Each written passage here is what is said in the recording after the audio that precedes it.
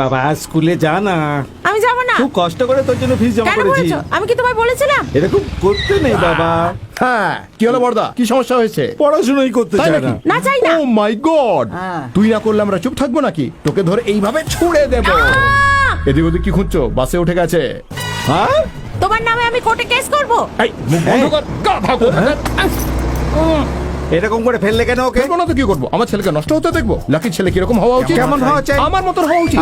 যে আম্বানি হওয়ার স্বপ্ন দেখে। ফালতু বেকার টেনশন নিচ্ছ বড়দা। তুমি গিয়ে বরং একটু বিশ্রাম কর, আমি বিকেলে দেখা করছি। হ্যাঁ, কি দেখালে ভাই? ও কি আপনার বড় ছেলে? সত্যি খুবই দায়িত্ববান। তোমার তাই মনে হলো? আমার পোড়া কপাল। পোড়া কপাল?